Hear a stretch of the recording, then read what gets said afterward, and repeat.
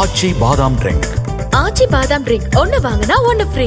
சென்னை மேடவாக்கத்தை தொடர்ந்து தாம்பரம் மாநகராட்சிக்குட்பட்ட திருநீர்மலை கோயில் பின்புறம் மலை போல் குவிந்துள்ள குப்பைகளால் துர்நாற்றம் வீசுவதாக கோவிலுக்கு வரும் பக்தர்கள் புகார் தெரிவித்துள்ளனர்.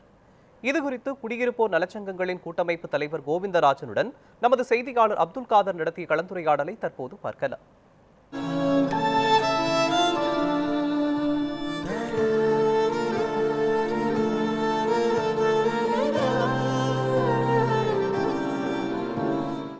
சென்னை புறநகர் பகுதியான தாம்பரம் மாநகராட்சியானது புதிதாக உருவாக்கப்பட்டுள்ள ஒரு மாநகராட்சியாகும். இந்த புதிதாக உருவாக்கப்பட்ட மாநகராட்சி 3 ஆண்டுகளுக்கு மேலாக இந்த பணிகளை செய்து வருகிற நிலையில் திடக்கல்வி மேலாண்மையில் குறிப்பாக குப்பைகள் அகற்றுவது மற்றும் குப்பைகளை தரம் பிரிப்பதில் மிகுந்த சுணக்கம் காட்டி வருகிறது. அதிகாரிகள் மெத்தன போக்கின் காரணமாக எந்த சாலைகளை எடுத்தாலும் இந்த குப்பைகளானது நம்மால் காண முடியாது. குறிப்பாக சாலை ஓரங்களில் குப்பை தொட்டி வைப்பதை பல ஆண்டுகளாக நிறுத்தப்பட்டிருந்த நிலையிலும் வீடுகள் தோறும் கலெக்ட் செய்யப்படும் அந்த குப்பைகளை முறையாக தரம் பிரித்து அனுப்புவதிலும் பெரும் தொய்வை கண்டுள்ளது என்பதை கூறலாம். இது தொடர்பாக நம்மிடம் தற்போது தாம்பரம் மாநகராட்சி குடியிருப்பு சங்கத்தின் அனைத்து குடியிருப்பு சங்கத்தின் கூட்டமைப்பு தலைவர் கோவிந்தராஜ் சார் நம்மிடம் கேட்கிறோம். சார், தாம்பரம் மாநகராட்சியில இந்த குப்பைகளை அகற்றுவதில் என்ன மாதிரி சுணக்கங்கள் இருக்குது? இப்ப நம்மளால பார்க்க முடிந்த ரோடு ஃபுல்லா குப்பையா இருக்குது. எப்படி சார் பாக்குறீங்க? தாம்பரம் மாநகராட்சி ஆரம்பித்து ஏறத்தாழ 4 வருடங்களுக்கு மேல ஆகுது. இந்த தாம்பரம் மாநகராட்சி மக்கள் யாரும் ஓணுன்னு கேட்கல. பழைய பஞ்சாயத்தாவே இருந்தாலே நல்லா இருந்திருக்கும் தான் மக்கள் எல்லாம் விருப்பப்படுறாங்க. இப்ப பாத்தீங்கன்னா எனக்கு பின்னாடி இந்த குப்பை கிடங்கு கடந்த 10 நாட்களாக தான் இங்க குப்பையை வந்து போட்டுட்டு இருக்கிறாங்க. அதுக்கு முன்னாடி இந்த இடத்துல குப்பை இல்லை. அதுக்கு முன்னாடி வேற எங்கேயோ குப்பையை போட்டுட்டு இருக்கிறாங்க.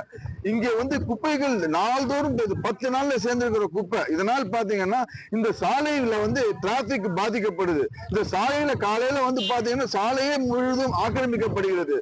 போக்குவரத்துக்கு இடையூறாக இருக்கிறது. பாத்தீங்கன்னா மாடுகள் எக்கச்சக்கமா இருக்குது. இந்த மாடுகள் வந்து அந்த குப்பையில இருக்கக்கூடிய அந்த கழிவுகள்ல இருந்து அது சாப்பிடக்கூடிய இது பிளாஸ்டிக் எல்லாம் பார்த்து அந்த விலங்குகளுக்கும் இது வந்து ஒரு ஆபத்தாக விளைவிக்கிறது. இதனால பக்கத்துல ஏரி இருக்கு, திருநீர்மலை ஏரி இருக்குது. இந்த ஏரியினுடைய நீர் வந்து மாசுபட்டு அந்த நிலத்தடி நீர் மாசுபட்டு இங்க உள்ள மக்கள், பகுதியில் வாழும் மக்கள் எல்லாம் நோய்க்கு ஆளாக்கப்பட்டு மிகவும் பாதிப்புக்கு உள்ளாகிறார்கள் தான் இதை பார்க்க.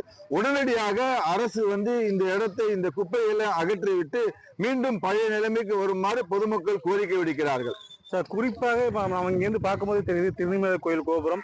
திருநீர்மலை கோபுரத்துக்கு பின்னாடியே இது போன்ற ஒரு குப்பைகள் தொற்றுவதால் எந்த மாதிரியான பொதுமக்களுக்கு பாதிப்பு என்பது தொற்று நோய் பரவ அபாயம் எந்த அளவுக்கு இருக்கு சார்? தொற்று நோய் பருவதற்கு அபாயங்கள் அதிகமாகவே இருக்கின்றது. பாத்தீங்கன்னாக்கா இந்த இது வந்து குப்பைகள் பல நாட்களாக இங்க வந்து போட்டு இது பண்றாங்க, பிரிக்கல. இதுல மக்கும் குப்பை, மக்காத குப்பை, பிளாஸ்டிக் கழிவுகள், மருத்துவ கழிவுகள் எல்லாமே இங்க வந்து சேர்ந்து இதுவா இருக்குது.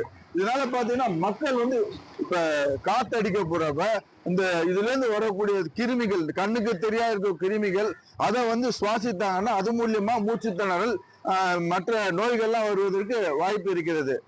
மக்கள் வந்து இந்த இதில் மிகவும் பாதிப்பு இருக்காங்க. குறிப்பாக இந்த கோவில் இருக்குது, கோவிலுக்கு பின்னாடி தினந்தோறும் கோவிலுக்கு வழிபாடுக்கு செல்வர்கள் தான் மிகவும் பாதிப்பு உள்ளாகிறார்கள். குறிப்பாக மாதந்தோறும் 15 கோடி ரூபாய் இந்த திடக்கழிவு மேலாண்மைக்கு தாம்பரம் மாநகராட்சி சார்பாக மக்களுடைய வணிபத்தை பயன்படுத்தும் நிலையில் ஆண்டுக்கு 150 கோடி ரூபாய் செலவு செய்தாலும் அந்த குப்பைகளை சரியாக தரம் பிரித்து அந்த குப்பைகளை அகற்றுவதில் தாம்பரம் மாநகராட்சி மெத்தன போக்காக இருப்பதாகவும் இந்த பகுதி மக்களின் குற்றச்சாட்டாக உள்ளது. நியூஸ் 7 தமிழ் செய்திகளுக்காக தாம்பரத்திலிருந்து அப்துல் காதர்.